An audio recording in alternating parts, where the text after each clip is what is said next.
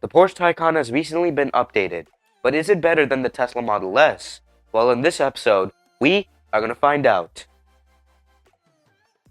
The standard Model S long range starts at around $75,000 and the Plaid starts at around $90,000. The Taycan is way more expensive. So the standard Taycan starts at around $99,000 and the most powerful version starts at around $209,000. $209,000. That's extremely expensive. The Model S is a beautiful car from the outside, especially the front and the side. It looks so good. I love the way the body panels are shaped, the headlights are very nice, the wheel designs are very cool, and the back also looks very modern. It always looked amazing on the outside. In fact, for me, it's been one of the best looking vehicles. It looks especially good in this gorgeous looking ultra red paint. It's an amazing color. Only thing is that there aren't that many color or wheel choices. But it's not that big of a problem since it looks so sharp on the outside. It's pretty heavy though, it weighs over 4,500 pounds. But it's also one of the most aerodynamic vehicles out there. It has a drag coefficient of 0.208 CD.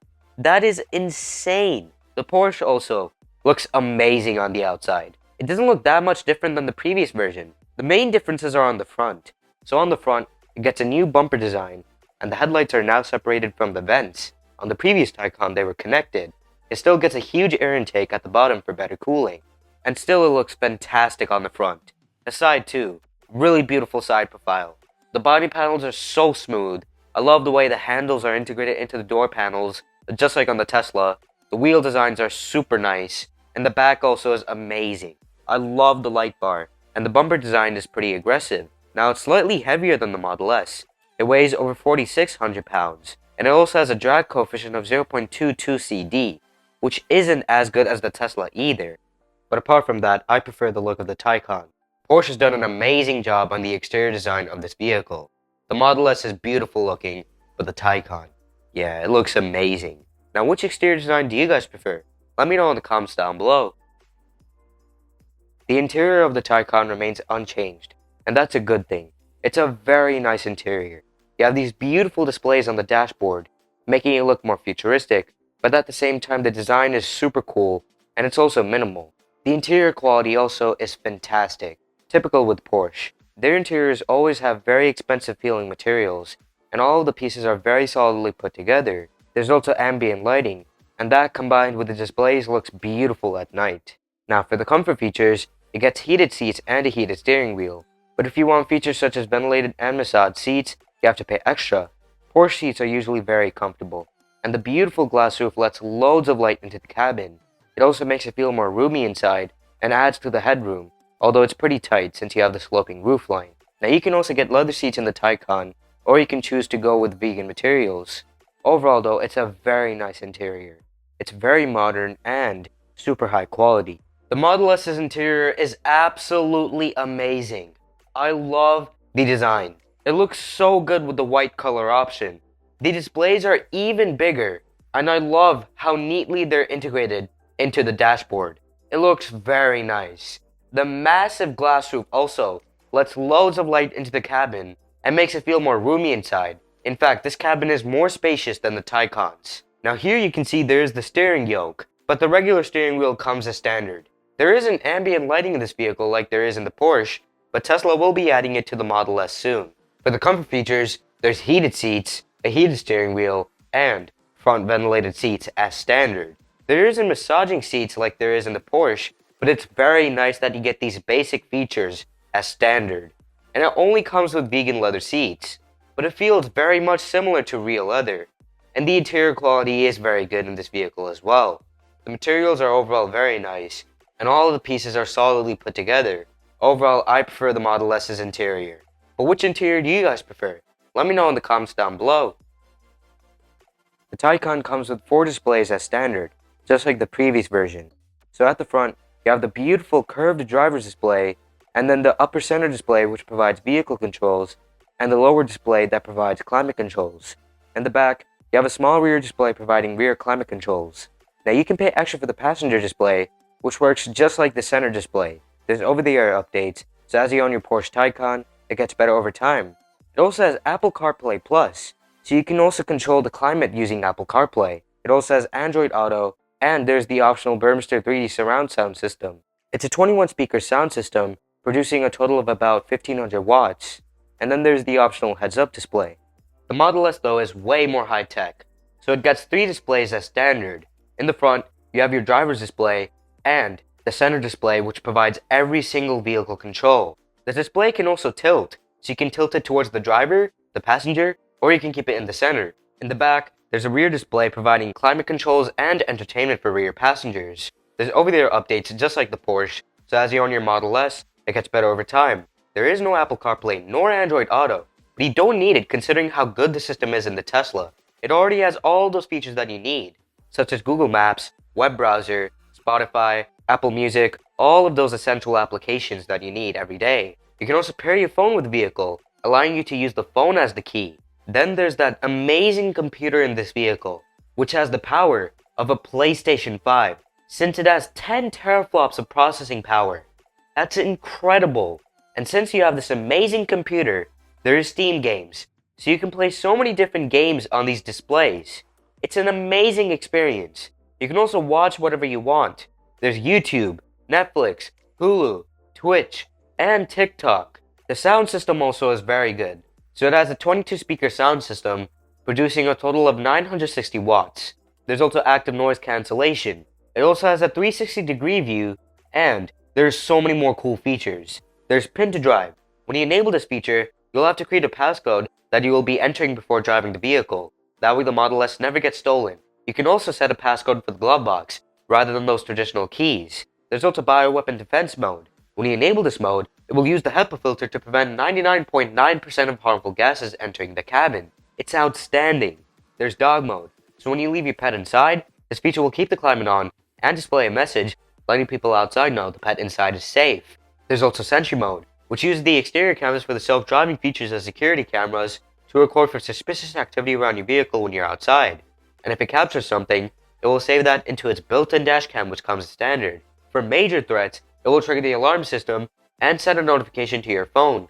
So when you get back inside, you can view those clips, and also you can view those cameras through the Tesla app. There is so much technology in this car. It's way more high-tech than the Porsche. And all of this with the Tesla comes as standard, unlike the Porsche. The Taycan still has the same amount of space as before. So in the trunk, it has up to 14.3 cubic foot of space, and in the front, there's an additional 2.9 cubic foot of space. So in total, it has a cargo capacity of up to 17.2 cubic foot. The Model S though is way more spacious. So in the trunk, it has up to 61 cubic foot of space.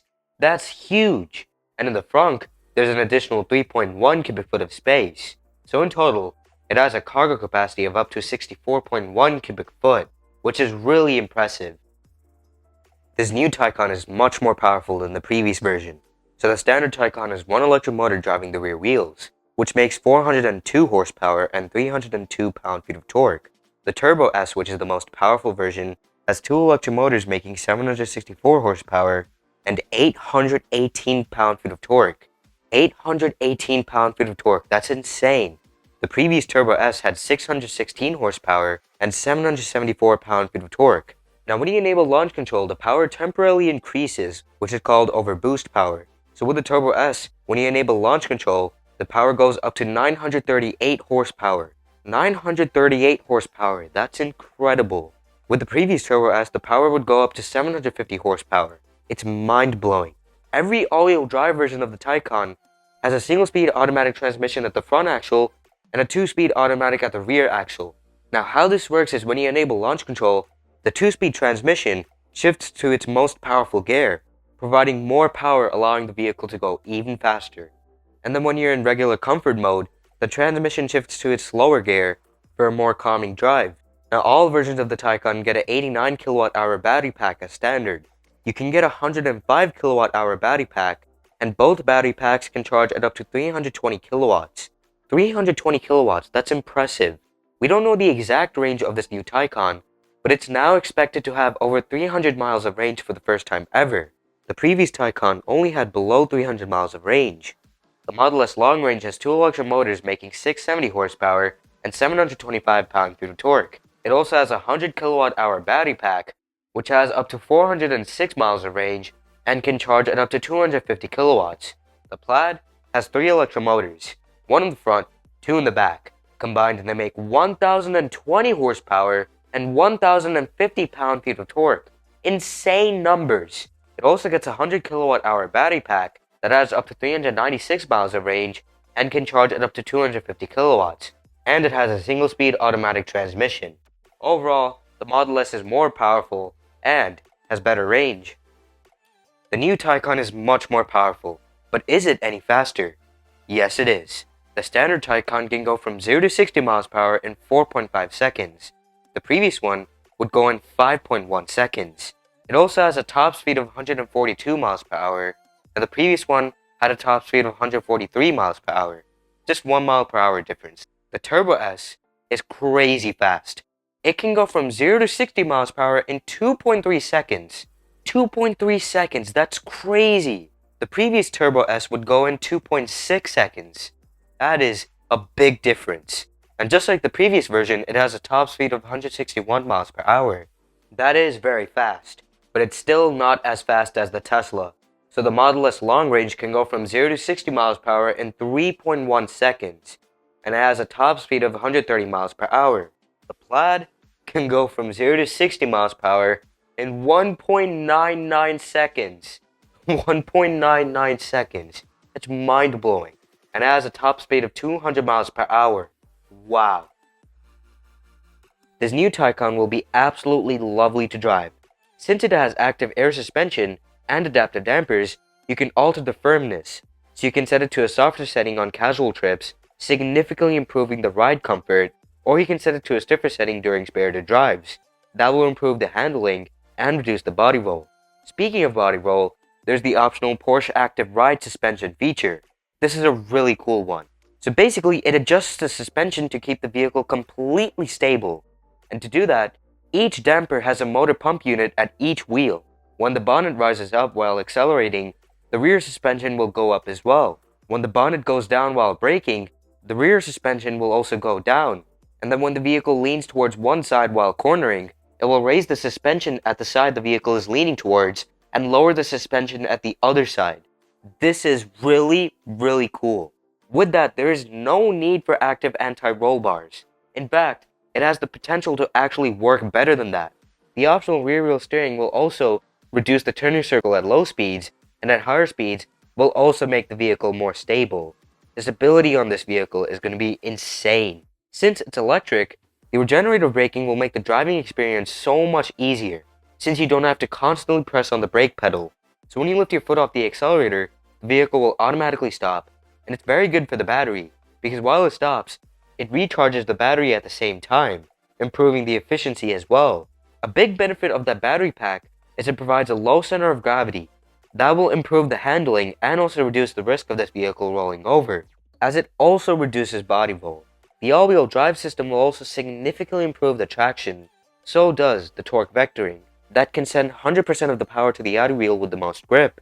It also has a wide range of self-driving features, which includes adaptive cruise control and lane keep assist to keep you inside the lane. There's the automatic emergency braking, lane departure warning assistant, blind spot monitoring, and active parking support, which will allow the vehicle to park by itself, and there's also remote parking support.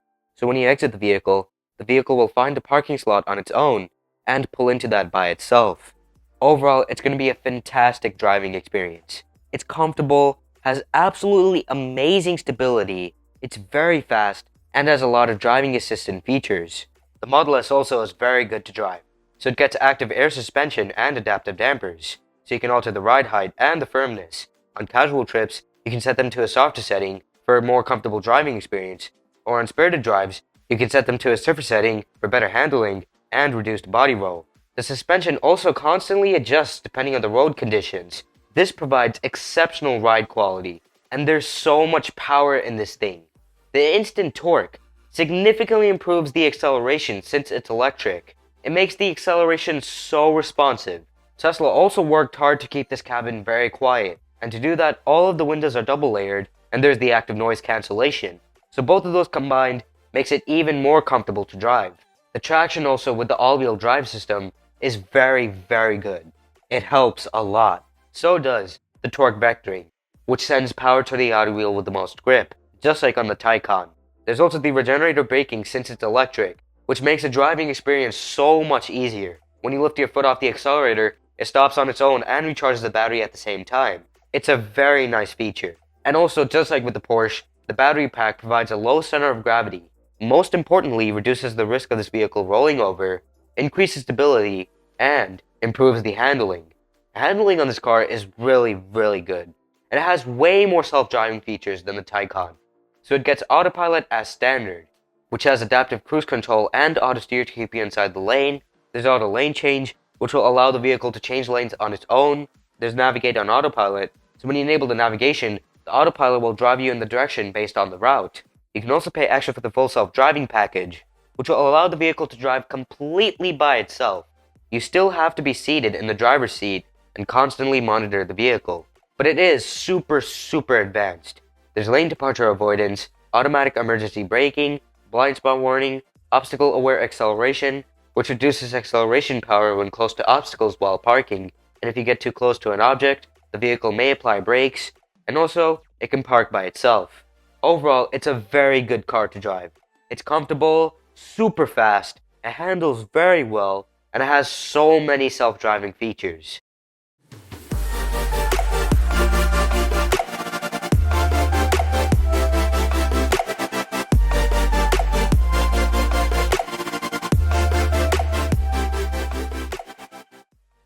So is the new Taycan better than the Model S? No, the Model S is still better. It's way more affordable, but still the Model S comes fully spec'd out pretty much. It still looks great on the outside, has a beautiful interior, has much better technology, it's way more spacious, a lot more powerful, has better range, and is fantastic to drive. The Porsche Taycan is a great vehicle, but the Model S is better. Do you guys agree though? Let me know in the comments down below which vehicle do you guys prefer. But anyways, that's going to wrap it up for today's episode.